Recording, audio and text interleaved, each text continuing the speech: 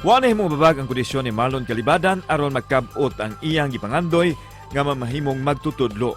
Gihimo niyang inspirasyon ang iyang kondisyon at maningkamot sa pagtungha. Nunod siyang pagpaningkamot, nagbunga kini og karon nagtudlo siya sa subject nga TLE sa secondary level.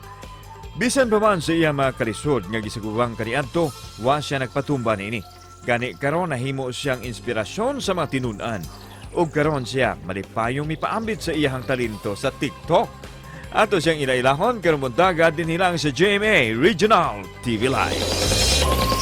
Ado naman siya'y kakulian sa panglawas apan kung ikaw magtan nga TikTok videos, siya puno kaayo sa inspirasyon o good vibes. Busa, we have this morning, Sir Marlon Kalibadan. Good morning, sir! Kumusta? Welcome sa ato ang programa. Please greet all our viewers, sir. Good morning, everyone. I would like to greet to all my friends watching now. My family this end, my friends over there. So, good morning. Please introduce yourself, sir, sa mga wa pa makaila. Unsay profesyon nato, sir, Marlon? Okay, ma'am. I'm Marlon G. Kalibadan.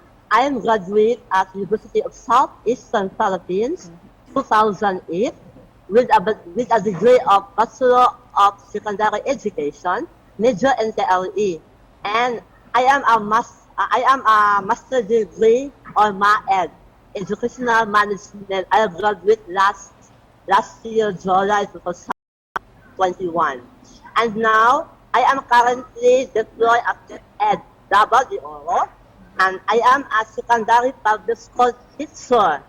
Grabe jud kaayo ang imuhang mga achievements, Sir Marlon. Pero despite all these achievements, sir, makita man jud sa atoang sa inyuhang mga videos no nga aduna kay kondisyon. Can you share sa atoang viewers kabahin niining imuhang kondisyon? Despite of my condition, I'm happy now because sa inanyo ko, I am a professional. My challenge in life before, actually ma'am, hindi na iwasan makakaroon ng bully. So, I have experienced bully since birth. So,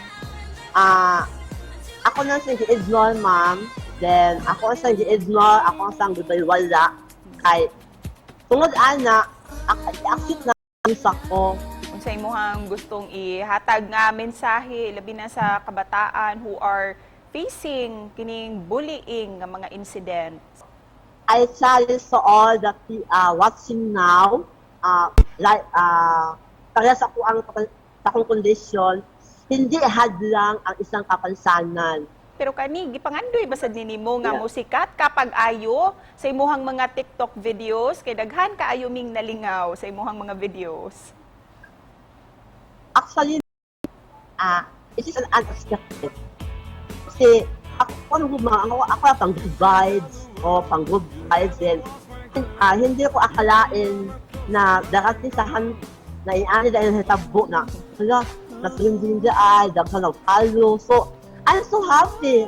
Busa, sir, isip pa na po unsa ang imuhang gustong ibilin nga mensahe para sa ato ang mga viewers.